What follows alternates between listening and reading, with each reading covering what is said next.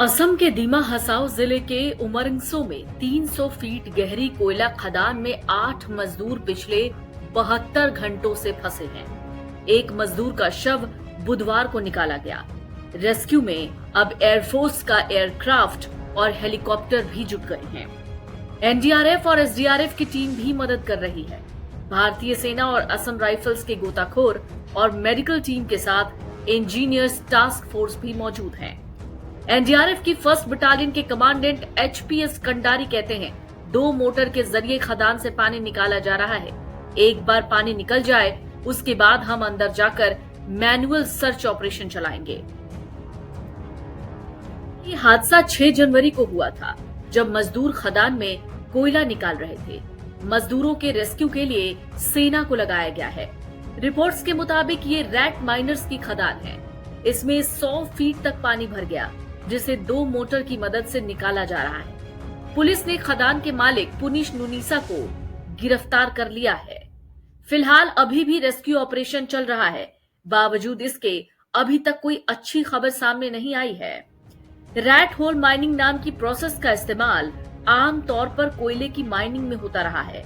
झारखंड, छत्तीसगढ़ और उत्तर पूर्व में रैट होल माइनिंग होती है, लेकिन रैट होल माइनिंग काफी खतरनाक काम है, इसलिए इसे कई बार बैन भी किया जा चुका है। बावजूद इसके इस खदान में ये घटना सिर्फ रैट माइनिंग की वजह से ही घटी है। जो खबर मिल रही है उसके मुताबिक असम के स्पेशल डीजीपी हरमीत सिंह ने बुधवार को कहा कि खदान के अंदर कुछ दिखाई नहीं दे रहा। नेवी के आरओवी यानी रिमोटली ऑपरेटेड व्हीकल को सुरंग के अंदर भेजा गया था।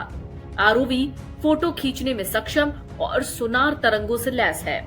हालांकि इसमें कुछ दिखाई नहीं दिया। अब खदान को साफ किया जा रहा है। ऐसा ही एक हादसा मेघालय की ईस्ट जयंतिया हिल्स में 2018 में हुआ, जहां 15 मजदूर कोयला खदान में फंस गए थे, जिनमें से 5 को ही बाहर निकाला जा पाया था। 13 दिसंबर को इस खदान में 20 खनिक 370 फीट गहरी खदान में घुसे थे। See, this process has started. They have employed 2 pumps now, and first one pump is already pumping the water, and another pump is getting started. So this process will go on for the night, and other pumps have also been requisitioned, and they are also will be coming. So once this water is removed from the well, then operation.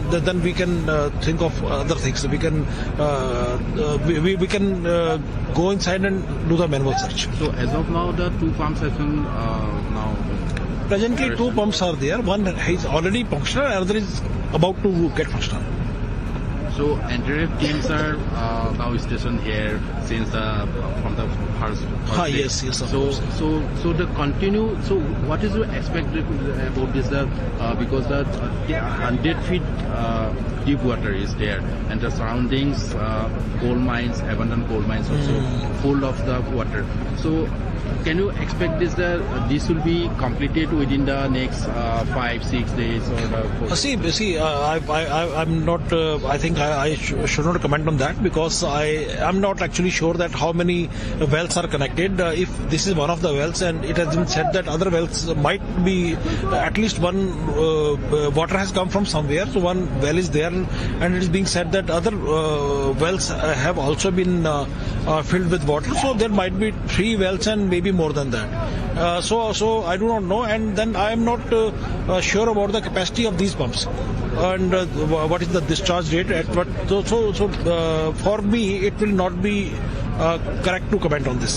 अगर आप ये video YouTube पर देख रहे हैं तो हमारे channel को सब्सक्राइब कर बेल आइकन दबाएं, और Facebook पर देख रहे हैं तो हमारे पेज को लाइक करें। 8 मिलियन प्लस सब्सक्राइबर, आपके इस भरोसे के लिए बहुत धन्यवाद।